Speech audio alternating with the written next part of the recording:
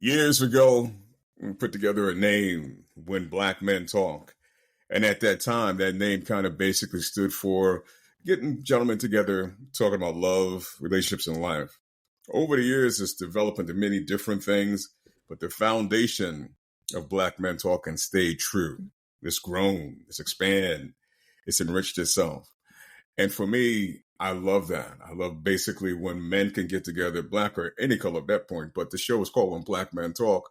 When we can find ourselves together and have conversation and not afraid to open up and share, that's it for me right there. Because a lot of times over the years, men, we kind of pick and choose when we kind of spoke. And sometimes we chose not to speak. And for me, it's nothing better than a man basically just open up and sharing and not being afraid. So that's what we continue and do here when Black Men Talk. I want to go back to the year 1966. Actually, that's kind of 4 years before I was born, after I was born, I should say.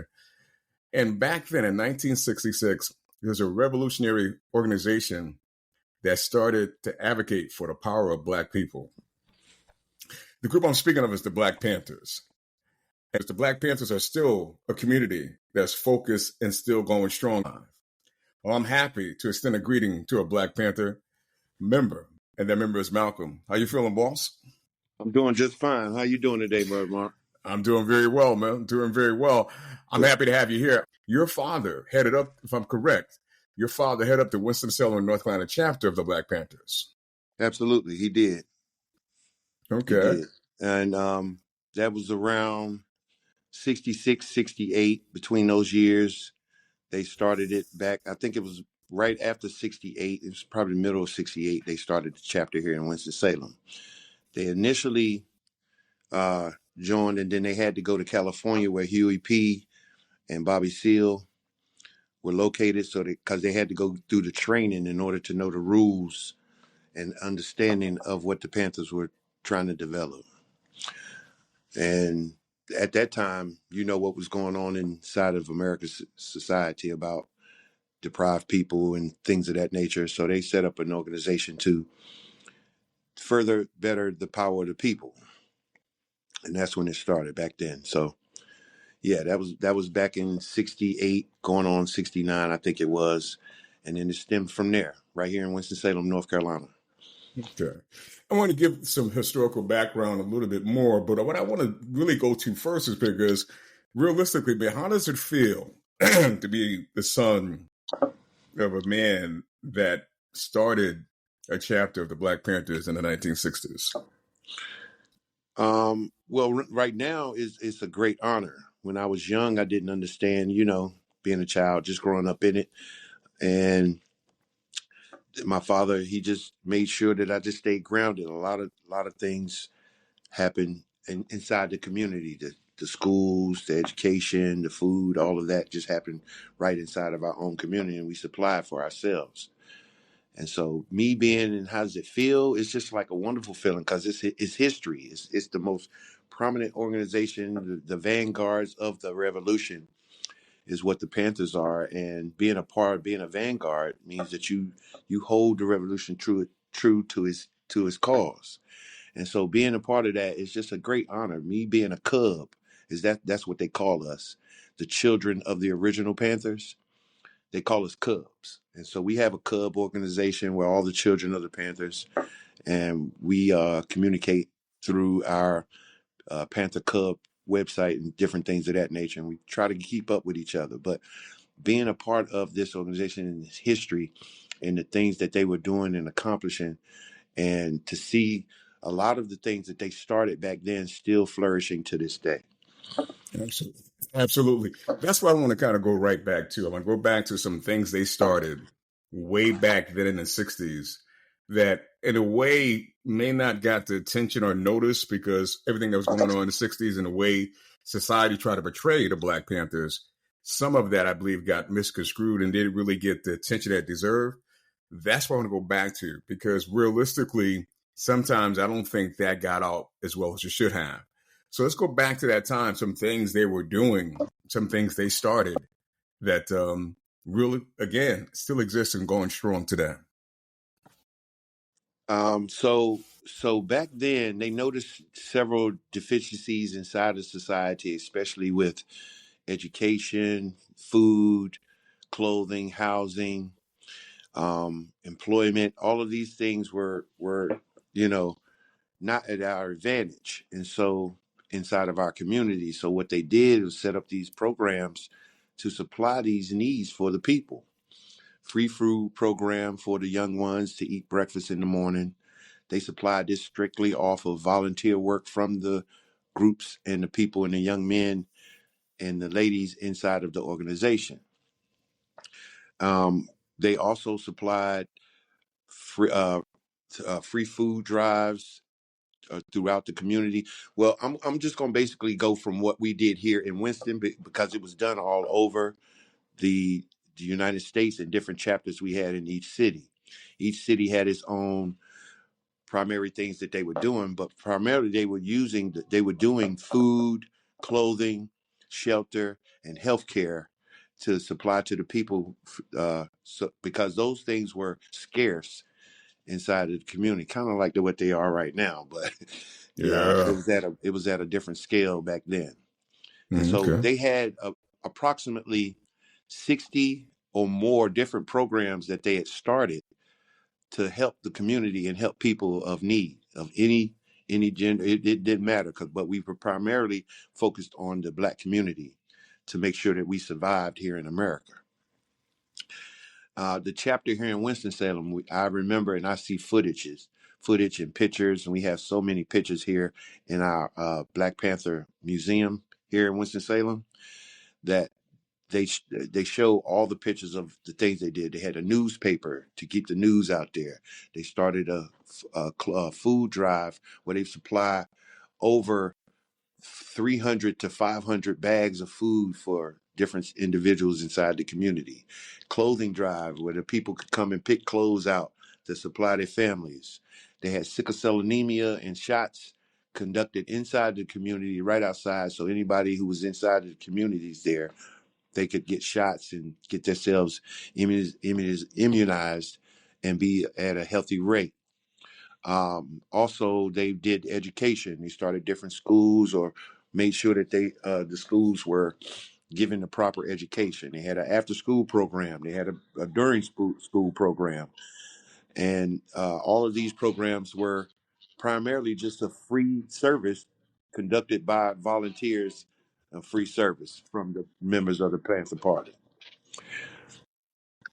That's amazing good stuff right there, boss. Amazing good stuff. I want to touch base on something you said because I wasn't aware of this until you and I had a conversation that in Winston-Salem, there's a Black Panthers museum. And that's, man, to me, that's important to get out there because I don't think a lot of us know there's any museum paying tribute to the Black Panthers. Well, what they decided to do, I think there's a few of them. The biggest one that we have a couple of Black Panther museums, and most of them are in the cities where we started chapters: Chicago, California, Kansas City, Louisiana, North Carolina, D.C., Philadelphia, New York, and pretty much all over. There were different chapters all over the place. And so in Chicago, I know there's another museum, and it was pretty big when I went to visit it.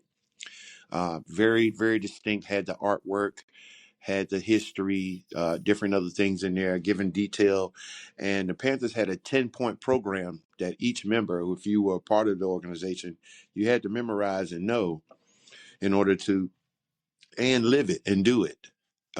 It was part of the training that Huey and Bobby Seale set up for the organization to keep everybody on track as far as the mission is concerned for what the organization was about.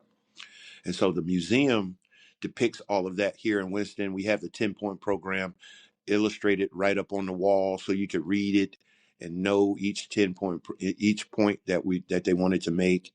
Different prominent heroes who advocated for the people are displayed on the wall with their bios and different things they did inside of the community. Winston-Salem was one of the predominantly Black owned city business cities here. We had our very first Black owned bus company. I think that was the first I think only Black owned bus company in the United States. And so we had black gentlemen opened up a bus service here in Winston and supplied transportation for the people, along with other businesses that we supplied inside of the community. So it was a very thriving situation. And the museum displays a lot of that information. It shows the ambulances, shows the bus service, it shows the community activists, and it definitely goes into the history and all of the things that were combated against what were going on inside the city that time. Sounds very good. I want to go back to, or not go back to, but I want to go to your childbirth because there's things about your birth as a child was not normal. Let's say the normal child coming in that time of into the world. So let's go back and talk about things that were going around based around your childbirth. Well, back in that time, seeing as how the Panthers had started the organization, the government had put them on red alert and made them public enemy number one and tried to infiltrate and go about, shutting that organization down because, I guess it was just a little bit too much power and information for people. So it was very risky and very challenging at that time for Panthers, the original Panthers, and their children. And so for my birth in particular, and I can attest to this because several other the Cubs have attested to their situations kind of in the same similar sense, but mine's was they were getting rid of the Panther children so that they couldn't carry on a legacy of this type of vanguardism. And so for me, I have to thank my mom and my dad so many times for saving my life because for me, mom, she hid me from the society or from this economical strain that we call the government. Most people, when they're first born, they get social security numbers and they get their names and this, that, and the third. My mom decided not to do any of that because she didn't want them tracking me. Because social security number, if we all know the truth, is how they track you. It's how you're a part of the American society, and it's how they keep tabs on each one of us. Well, for me, I didn't have a social security number till I was 15. She hid me away and didn't give me my dad's last name because originally, when my parents had me and I was born, my dad named me after Malcolm X, which is his true hero. Malcolm X was a prominent black man inside of the nation, and my dad looked up to him, and so he named his child after Malcolm X. Well, originally my name was supposed to be Malcolm Little, which is Malcolm X's original name. So I was going to be the next Malcolm Little. But that couldn't happen in my mom's eyes because she knew I would be a target and they would try to, I don't know. She just felt that would be a target on my head if I actually had the full name. So she didn't give me my dad's last name and I became Malcolm Mack growing up with no social security number. Right after that, she decides to save my life again because they were killing the Panther children in the hospital. So the first, I have to thank her twice because the year that I was born in 1971, the abortion law had just been passed, and she opted not to have an abortion. That was the first saving of my life. The second saving of my life was when she decided to not give me the last name and yank me away with no security number, and she moved me up north instead of being in the South where it was very, a lot more racial than was up north. And so those were the things that they were trying to deal with and help their children survive in that day and time. Me being young, not knowing, but her knowing and seeing the future, decided that. I later, after I got older, was able to add my dad's last name and became now I am Malcolm Mack Little. I kept the Mack because my mom's original born name was Mack, and I was a Mack for so long. I felt that I needed to keep that part too. But Little was the original name. I was originally supposed to be Malcolm Napier Joe Dufford Little, but Okay. it was changed, and now I am Malcolm Napier Joe Dufford Mack Little. And so Okay. that's how I am now. Your mom's an amazing woman, man, to say the least. But let's go to or talk about when your mom brought you up north. How old were you? And some things your mom did when you came up north. So gosh, she does so many things. Like my mom just I would love for y'all to meet her and how amazing she is. Her spirit is just a kindred spirit that you would just adapt to immediately. But her taking me to Philadelphia. Philadelphia is where we were. She took me to Philadelphia, Pennsylvania. It was two reasons. One, she went to Philadelphia to study law because during the Panther times, law and knowing the law and how to combat this system was pretty important for them. So a lot of the Panther members studied law. Huey studied law, Bobby studied law, and my mom went to law school at Temple up in Philly, and that's where we moved to. And so during that time we were there, she studied while I was a child. I think I was no more than 6, maybe going on 7. As she studied law, I grew up in the streets of Philadelphia. It's a lot different from being down in the South and being born down here and then going to the city and being raised. So that was a difficult challenge in itself. But it was a necessary step for me because she needed to be able to study law, but not have to keep an eye on me as much, but make sure that I was safe in a city that was just so big. It was a lot bigger than any other city we ever stayed in. North Carolina is more country or more spread out, and Philadelphia was more. It was a fast-paced life, subways and trolleys and everything else going on in Philly. And so all of that played a part in, the development of me growing up. And she studied law, went to Temple, and then she decided to work for legal services law firm for a long time. That's what she studied at in Philadelphia. And then we eventually moved back down to North Carolina after a while. I think it was when my grandmother was getting up in age. I think we all decided, every family member that was spread out across the United States, we all decided to move back to North Carolina to be with grandma and develop ourselves here. And so that's primarily what a lot of that happened. It's probably some more stories inside of my tale with us in Philadelphia and being up there, but that's just the gist of it. How she went about it as a single mother, because to be the tale, my mom and my dad never married. So me being with her, my dad stayed down here. It's not that they never got along. They always got along. They just never married. So I would always spend time with mom. I would always spend time with dad, both sides of the family.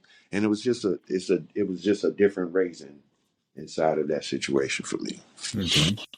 I understand. I think I heard you said you received your Social Security number at the age of 15, correct? Yeah. And I probably wouldn't have gotten it then, but I was tired because being black, being it the situation that we were in, my mom was on welfare. And so at that time, and I remember her telling me that we received like $125 per month for food stamps and food. And I was tired of being on welfare. I was tired of Frosted without the flakes. You know what I'm saying? I was tired of the block of cheese. I was tired of those situations. I wanted to get me a job so I can earn some money. I was a pretty smart child, very, very inquisitive. And so a brother up there in Philadelphia, he owned an electrical company, a black man. And he owned an electrical company, and he took me under his wing as his apprentice. I think I was about 14 years old at this time. And he taught me how to wire houses and put up electrical circuits. And I became an apprentice of an electrician. And I learned how to wire and put in doorbells and light switches and different things of that nature. And he gave me a job that summer.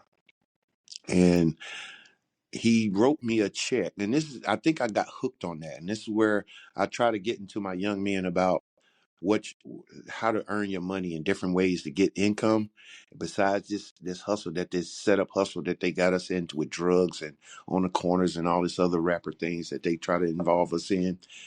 But I got hooked on seeing my name on a check. He wrote me a check when I was 14 that I couldn't cash. And it was because I didn't have a bank account or a social security number. So I'm holding on to this $534.84 check, which was quite a bit of money for a teenager back then. I felt like I was the richest dude in the world, but I couldn't do anything with it. And so I think my mom went down to the federal building and she told a story, which was, she helped. It was a story for, she tried to tell me don't tell lies and stories, but she did one justice for me and helped me get me a social security number. She told him I was 15 years old when I was really 14, just so I could have a social security number and be able to open up a bank account and cash this check. And that's where it started at. And that's how I got a social security number. I probably wouldn't have never gotten one if I wasn't so ambitious and wanting to have a job and want money to supply the house and different things of that nature. Because I remember when I got the check and I was able to cash it, I gave her half of the check and I asked her to please go buy some real groceries for the house. Yeah. We're speaking with Brother Malcolm Mac Little, if I said that correctly. Absolutely. Black Panthers. When Black Men Talk, I'm Mark Elliott. I'm loving the conversation, man, and for so many reasons. But the 14-year-old young man, like you said, $500 back then, that was a lot of money. That was a lot of money. That was a heck of Mark. That was a heck of a lot of money. Yeah, man. But even beyond the amount of money, I'm looking at the fact of a 14-year-old young man. What you said, you were tired of eating this, tired of doing that. And what was presented to you to learn a trade, learn a trade at 14 and develop that type of cash, man, and learn something that can basically carry you throughout your life. That's amazing, man. And the thing is, though, even though I learned all of that back then at 14, I never pursued that career later. I went into, because we moved back down to North Carolina. I eventually graduated high school, went to college, and I studied engineering when I went to college. I never thought about going into the trade business. But guess what, Mark? Mm-hmm. I still know how to wire. I know how to wire to this day. Like, know how to put the switch in and change the switch and know the circuit breaker board and know all of that stuff. So a lot of the home improvement things that I do around the house is based on that knowledge that I got from when I was 14 years old.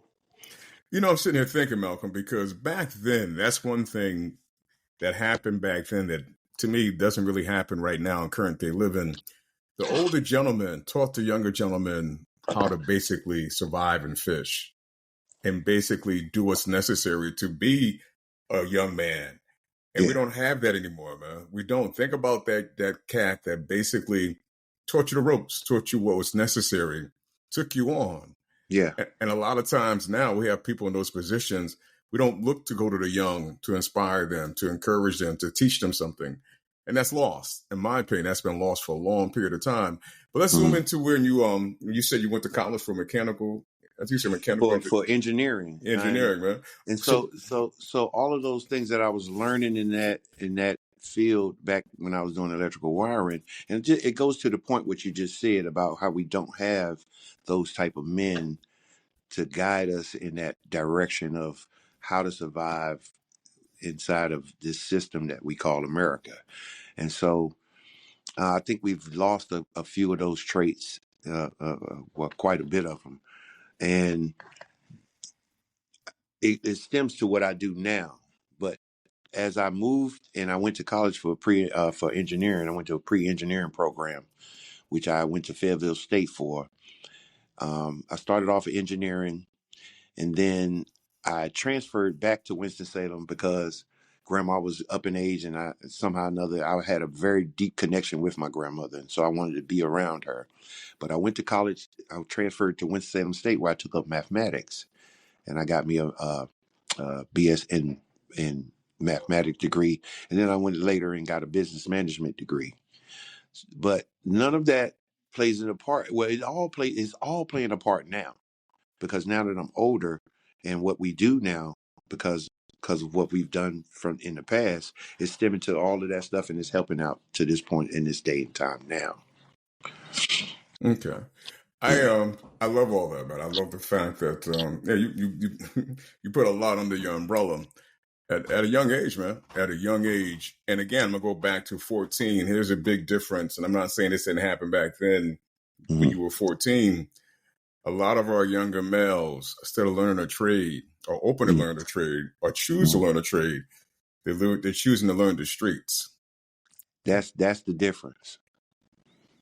Yeah. That's the difference where they've moved from the trade skills to um, it's the fast money, the American fast money style life and this luxury stuff. I mean, it's all well and fine, but the roots of what you have in survival techniques are truly lost right now. So Yeah.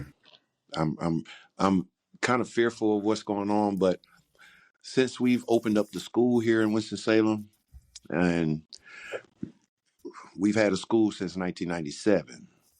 And so my mother and a few other community leaders inside this city, we decided to open up a school based on the public schools discerning for the children and the lack of education they were giving our children. We decided to open a school to help educate and further our children's education ourselves. No one can teach us the right thing except for us. Um, I truly believe that to this day and time, and I won't stop believing that. I don't believe there's anybody else that can teach us the right thing except for us. And if we don't teach us the right thing, the world would teach us the wrong thing. Absolutely. And so, Again, man, I want to bring your mother to the forefront because let's look at this again. Let's go back and bring this all together. Your mother came up north, came to mhm. Philadelphia. She went to Temple. I think I heard you say she got into law, started doing some things with law. You all came back to North Carolina, and for the most part, you were doing your thing outside of education, in a Yeah, sense. I didn't see myself being in the education field because of me being a revolutionary in my own right. I was in college and I was starting my own revolutions in college. And with that, just building other relationships with people and, just the camaraderie you get from that HBCU connection that they always give you when you go to a university. And so I never paid it any attention. And then after I got my degrees, I went out and got jobs and this, that, and the third. And then the next thing I know, my mom was dissatisfied and she asked me, she wanted to, she was working at legal services, legal aids. And I think that's this legal services that supplies free uh, landlord tenant law, all of those things that come with the services that people need. And so legal services was part of that. She retired from there and she opened up her own law office where she did civil case. No, she did civil cases. She didn't do any criminal law. She only did civil cases and she asked me to be her paralegal. And at that time I went to paralegal school. As soon as she asked me, I went to school for paralegal and I became her paralegal and I was paralegal for 2 years. And so after that, during that time, that is when the situation with the public schools came up and she decided to keep the law office and open up the school at the same time. And so once the school got open, we let the law office go and we put our full attention into the school. Hmm. Now, I'm thinking, I'm seeing this, man, because I'm going back to the root, the tree root of itself, Mm-hmm. back to early days of Winston-Salem. And, with the Panther and everything that was going on, where your mother and your father handled things to keep you alive. And look how it started to come back full circle to the roots based on what was going on there. And that's what I kind of spoke of earlier with Black Panthers in general. A lot of people think for the most part, they just kind of faded out and went away, but they were so strong Mm-hmm. and they were so, tied into so much to where what they did back then is still paying dividends and is still strong today. Well, a lot of the programs, I think each one of those programs, those 60 programs that we mentioned earlier, um, after the government did the infiltration and sent their spies into our organization, and we sort of kind of, I guess they dismantled our situation a little bit. Those programs that we had, the government initially took over, and now they make money off of those free situations that we started. The free food program, the breakfast program that we feed children to go to school in the morning, it was for free. Now it's a free breakfast program. It's not free anymore. They charge you for breakfast at school. Mm-mm-mm. And it's the same thing, but we knew that a child can't learn on an empty stomach. That's just the bottom line. And that was the reason for the breakfast program. We wanted them to go to school full and ready to be able to intake all the information that they needed. And so that's how that started with the clothes. We knew that they couldn't go in any kind of way. So a lot of those programs that we did is stemmed from those 60. And then the government decided to do what it did and come and infiltrate it. And now they use a lot of those programs. We don't have an ambulance service anymore. The ambulance is hosted by a local hospital now. And so all of that is a fee. It's $700 for an ambulance to come get you. All Wow. of that is so that they can make money off of those free programs that we started. It's Each one of them, amazing. all 60 of them, they use them and they make money off of those programs to this day. That's America. That That's is America. America. Yeah, that's it. That is America. Let's speak on the school, so man, because I love the idea. I love what you and your mom are doing with the school. And if I'm not, how many students do you guys have in the school? So when we started the school back in 1997, um, we started off, it was a discomfort, and it started from my little sister. She was having a lot of trouble in school, and the teachers didn't understand her. They were trying to label her. Just like, so many other of our children, they put these labels on you, this ADHD, this hypertension disorder, this, that, and the third. And they didn't know and understand how to teach our children and get them to understand information along with your mannerisms and your behavior. And so they want to label you and say you're this and that. And that wasn't working for us. So we decided to open up the school in 97. And we started off with about 230 children. And it was only K through 5. And so each year after 97, we added a grade. We added a grade until we got a full school. And at this time now, it is K through 12, and we house about 540 some odd children at our institution. Wow. Mm-hmm. Wow, man. Wow. You ever stop and really think about, how far you have traveled and Mm. basically how you started traveling and look at what you're doing now based on where you started? A lot of that reflection comes a lot every day, Mark. Um,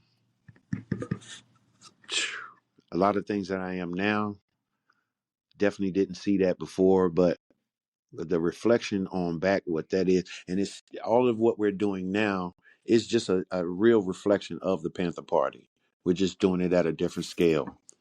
A lot of the elders, I call them, because we're the Panthers now, we're the Cubs, so it's our time.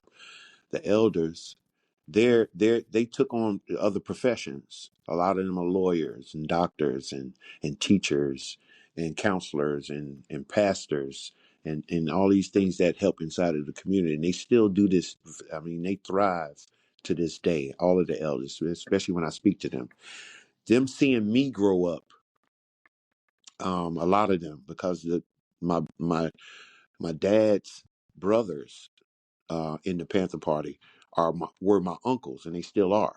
And so I call them Uncle Bruce, Uncle Mel, Uncle Mark, all of them are uncles. And so they all took a shelter around the children as what they did, because when they were doing the Panthers, the women didn't serve the food in the mornings.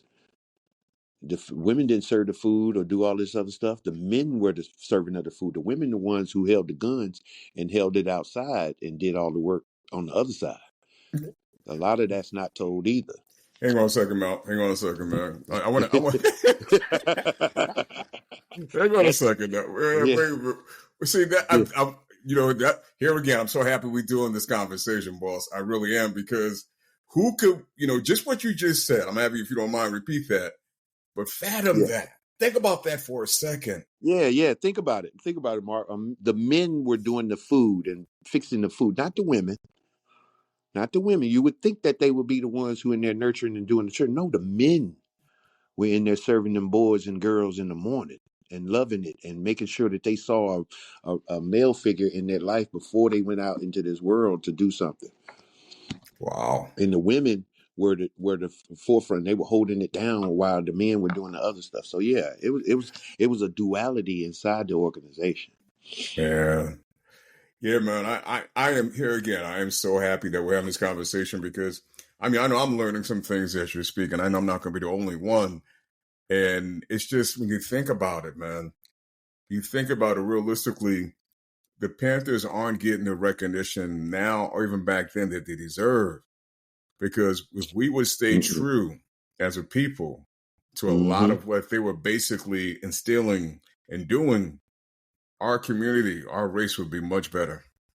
Listen, the Panthers were the vanguards because not only did they try to infiltrate our communities with the drugs, which they didn't allow, the Panthers didn't allow drugs inside our community. They wouldn't allow none of them drugs in there. When they got rid of us, that's when them drugs started pumping heavy in our community and all of these other things. And they started being able to infiltrate and do what they wanted to do to us inside of our own environment. We didn't have any protectors, anybody looking out for us anymore after that. Hmm. So Yeah.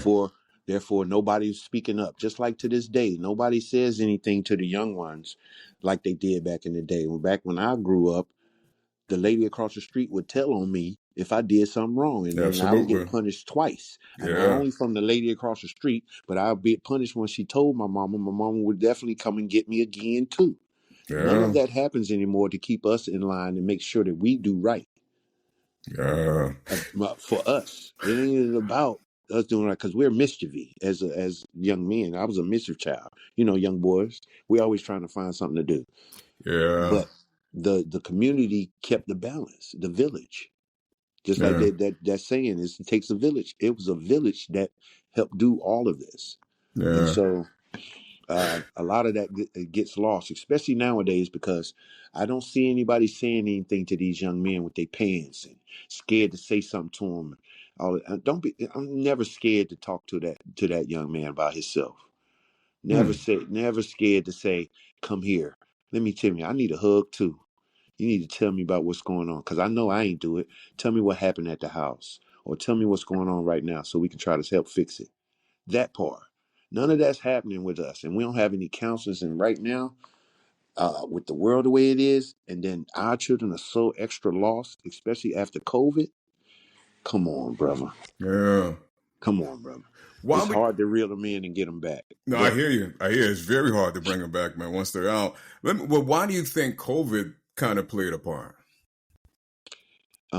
It taught you the ability to be sovereign in the house, and that you don't have to worry about education. So when it comes to the education of the people, they had plenty of time to sit at the house and watch YouTube and do all of the things that corrupt your mind.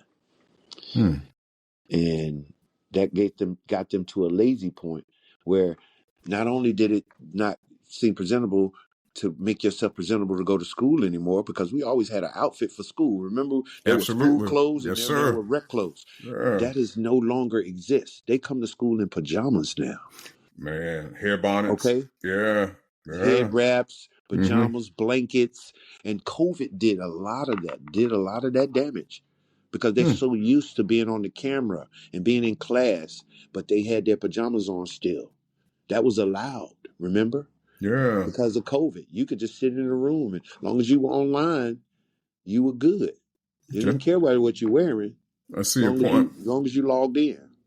I see your point. For me, long term, looking back and coming back, to me, education in general in our community is not strong as it should be in our culture No, for different reasons. I mean, we treat education like it's not important. Well, And they make it seem as important because they could, you complain about, okay, so you do the education, but then you don't get the good job. How many times have we heard that? So that's a yeah. deterrent in itself from education. So why educate yourself if I know if I finish, I'm still not going to get a good job. I might still be working at McDonald's. But see, here there lies to me the mentality. Because Hmm. to me, you're the epitome of why you should get the education. You are, man. You really are. You're the walking example because education allows you to do whatever you want to do. You can bounce over here. You can do this. You could do that. If you Thank you. have it, Yes, if all of it, the knowledge. See, all of the education I got was based on different things that I've been through in life. The electrical stuff, the high school, the college, the pre-engineering program, back to the math science and the business degree, leaving that, going to a paralegal. All of those things led to a bunch of extra stuff that I could do. yeah, No, but that's a lost entity inside of what our children look at as far as being successful in doing things of that nature. So yeah. I mean, it really is because I come up at a time where for me, my parents, of course, they didn't graduate from high school. A lot of them didn't even make it, in that demographic, that generation, they didn't make it past fourth or fifth grade. But even with that being said, they wanted their kids to succeed exactly, and to get the exactly. education. Now it's like it doesn't, the The mentality, parents don't really they listen. Long as they survive and pass 18, I think some parents say, long as they live past 18, I'm happy. yeah, it's crazy. It's crazy. It's real. It's crazy, especially in a world that is basically primed against you. If you think about that, if you keep that in the focus and calibration of your mind, realizing Yeah, that you need all type of things to fight that. to All fight type, this yes, situation. Yes, yes. And if you're not basically trying to and armor yourself with that, you're going to be lost. You're going to be left behind. And that's being displayed, in my opinion, on a wide scale when it comes to us, man. On a wide scale. that is the nail in the coffin right there. That Yeah. is the head. That's what the hammer hit the head of the nail. Yeah. Because if you don't prime yourself with several different things to do, and you focus on, well, I'm just going to be this football athlete, this football star, and you don't supply yourself with something else to do and make yourself a viable entity in your family's situation. What about the football? You have to line yourself. So when I got that job, and I told you about when I was 14, I never stopped working since. I've always had at least 2 or 3 jobs.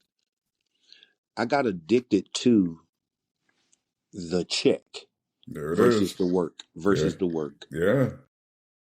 I wanted to be able to say, okay, this income is mine. Yeah, that's that. When I saw that check, Mark, that 500 and some odd dollar check, that thing took me to another level. And Yes, so I sir. guess that some people see it and some people don't see it. But once you see it, you'll be in that realm where you say, man, this can't stop. I No. need that a lot, and I will work no matter what, long as the name on is my name on that check. So it's just a lost trait, some of it, but I think we can, based on what we're doing here, and a lot of around the nation with what they're doing inside the chapters. Because I went to Chicago and I was blown out my mind. Their chapter is really thriving. Because Fred Hampton Jr. is up there with the Chicago chapter, and me and him built, and they're really doing it up there. Now we're doing it here, but they're doing it up there. Their museum is almost 3 times bigger than what we got, Hmm. and what the people are doing up there to make sure that the community stays thriving is deep too. I loved it. So Yeah. visiting Chicago was good, and see, me being a Panther Cub, I'm a part of the national chapter of the Black Panther Party.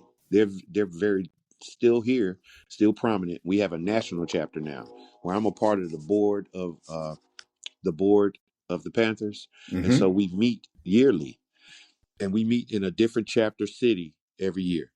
Okay. So I've been able to go to Philadelphia and see the chapters up there. I've been able to go to Chicago. I went over to Oakland and saw the original uh, headquarters where Huey and Bobby and them resided. How did that feel, man? How did it feel going to Oakland? Listen here, brother. There's nothing like that.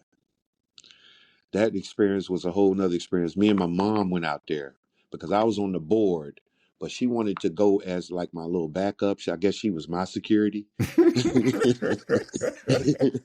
I'm normally her security when we go places, and so I have to play security role, put my security face on. But she was my security because she was familiar with everything because she had been over there back in the '60s. Remember, they had to go Yeah. train over there in Oakland with you Mm-hmm. and them.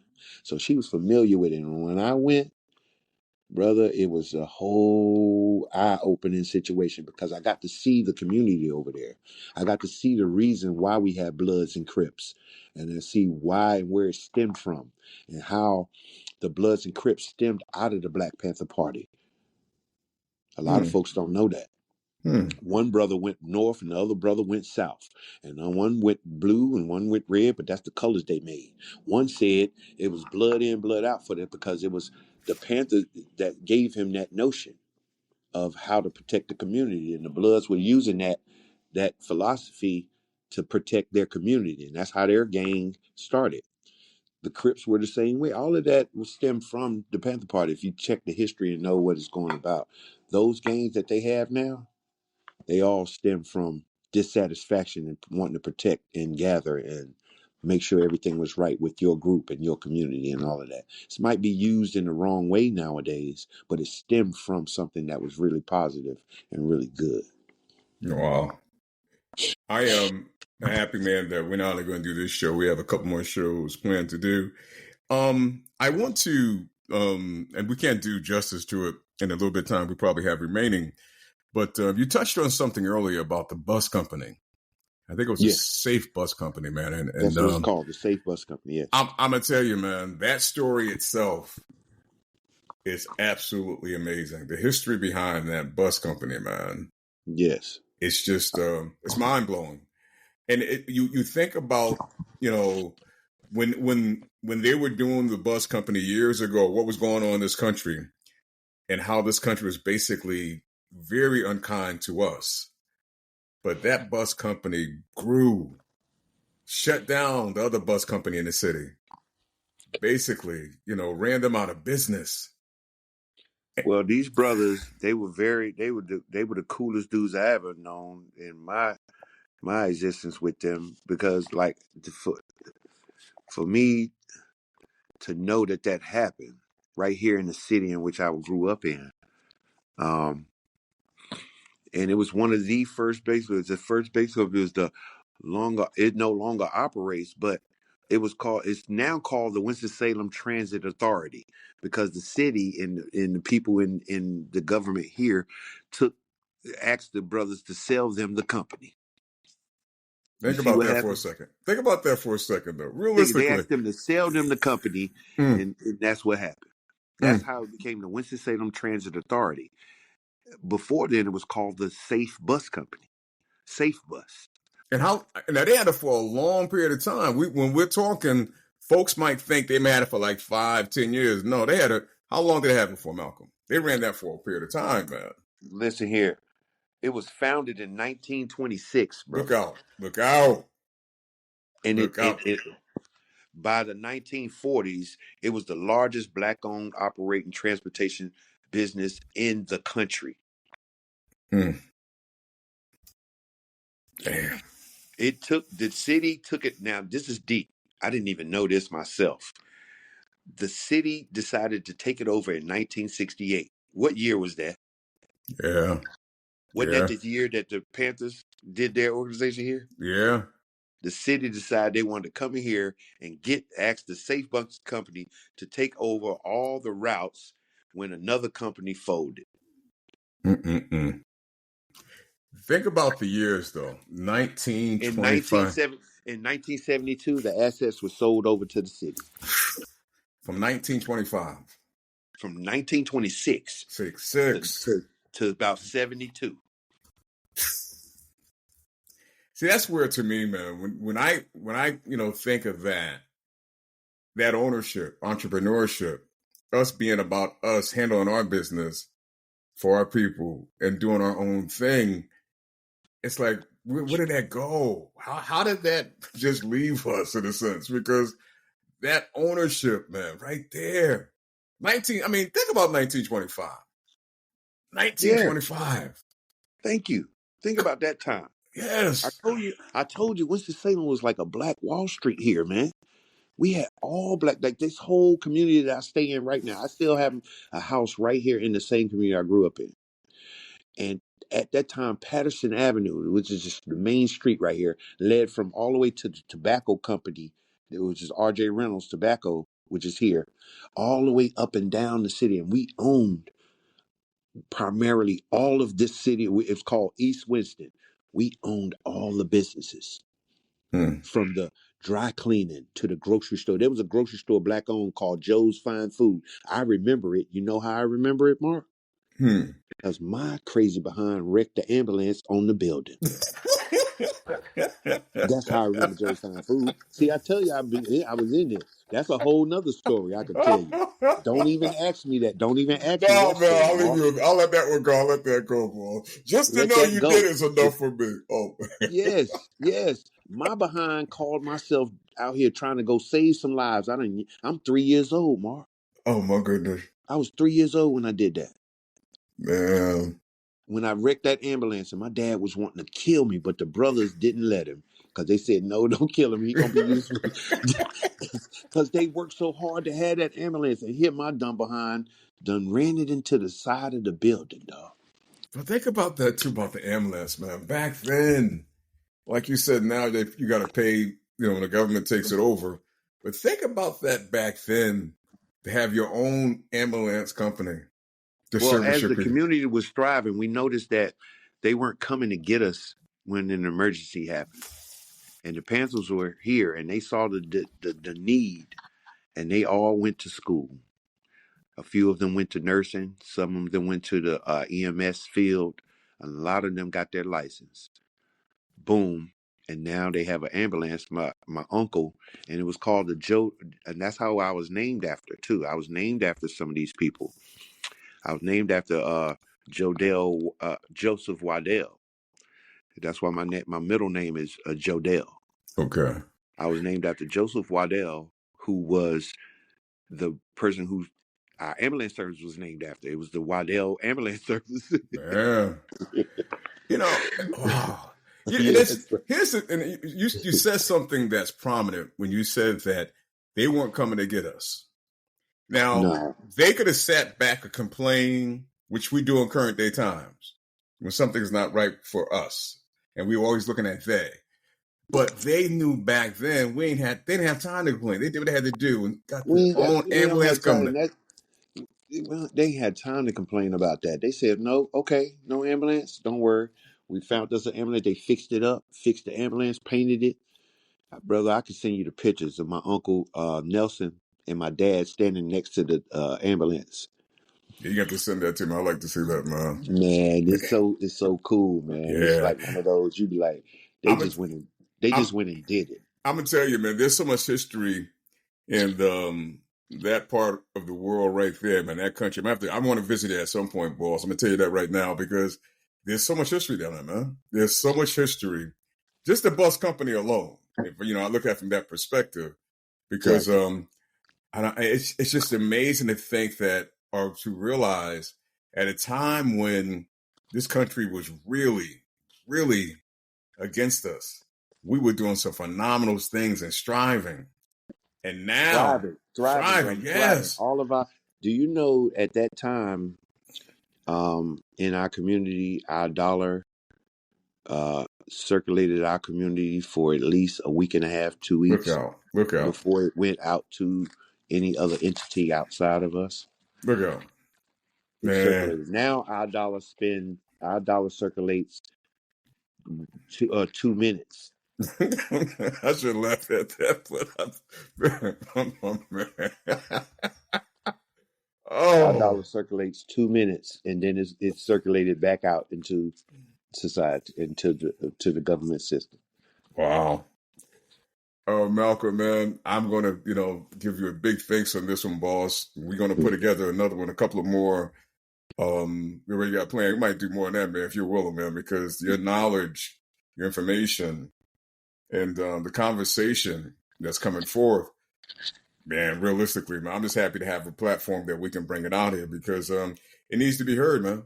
It needs to be Yeah. heard in modern day. The true depiction of what the Panthers did and were doing, I don't think it's being portrayed the right way because, they portray the guns and Exactly. all of that. Yeah. But that was minor, man. That was the smallest scale of what they were really doing about how they wanted to protect and make sure that the people. Now this wasn't for just black people. It was just for the people, period, who were being oppressed. So it was Hispanic. And that fact, we have an Hispanic group called the Browns who stemmed off of the Panthers, who had the Hispanic brothers and I, where we felt the coalition from the Hispanic community with our black community to form these organizations. All of that story hasn't been told. No. Yeah, I'm thinking when you were just speaking, part of the reason why they wanted to show you the guns and all that is because they wanted to paint the picture of that's basically all it was. That the Yeah. arms are there. Yeah, they No, wanted no, to no, no, kind of no. basic to just That's what better way yeah, to bring something down than to deface it and to make it not what it really is and to give it a exactly. bad light. Just Yeah, like we're here, just like us in America. How did we become the victimized to now we're the most feared and hmm. like the most like we would cause the most damage to people. And that behavior has stemmed off into where um now we're looked at as like we're the threat when the Yeah, threat was happened to us. How do absolutely. we move from being the oppressed to us being the villain? I was like, how do we move from that? How do we move from being oppressed? Now we're the villains. It's the perception that they It's play the with. perception. It's Yes, the perception of how they portray us and yes, what they put in the light for people to see. yeah, absolutely, man. Absolutely. And we just have to stay focused, stay awake, and understand that. Don't buy into it. Don't allow ourselves to never buy into it. Understand it's a game that's being played at all times. It's a Yeah, they game playing. that's being played. That's a game. You right. Yeah. Definitely. All right, Mal. I appreciate you coming through, man. I'm gonna be in touch. We'll put together the next one. And I'll even kind of get a little tease. You dropped the name. I'm not gonna say his name again, but you dropped the name earlier of a cat that you were in connection with, and we're gonna try to get him on at some point too with you and have a conversation as well, man. Because between you two, man, I'm just gonna sit back and be in awe. Tell you that right now. You talk about my brother Fred. Oh, so you went drop the name? Yeah, I'm talking about Fred. That's what I'm talking about. Yeah, Fred E. Fred. Yeah, Yes. that's my G, man. He on speed dial with me, man. He on speed. That's my G, man. I love Fred. Yes, man. I'm looking forward to that, man. I'm looking forward to having you and Fred on here, man, real soon. But this one here, I'm gonna put the wrap on. I'm appreciate you. I want to thank you again for coming on, man. I mean, this You know, I conversation thank you. here. I thank you for calling me and let me be able to vent for a little bit and get some of that out of here. No, man, come on, man. I don't even call that vent. I call that good stuff right there, boss. That's some good stuff. That's some good stuff. Hold tight for a second. Let me shut this down and get right back to you. Ladies and Yeah. gentlemen, thank you for giving us an ear. I'm here to tell you, when I say when black men talk, that's what you just heard for the past 58 minutes. Black men speaking. And there's nothing, in my opinion, better than that. That's what it comes down to. Not afraid to speak. We have so much story, so much history within us that needs to be told, need to be shared. People need to hear for those that want to hear. And we're going to continue to do that right here when Black Men Talk. God loves you. I love you too. Take care of yourself.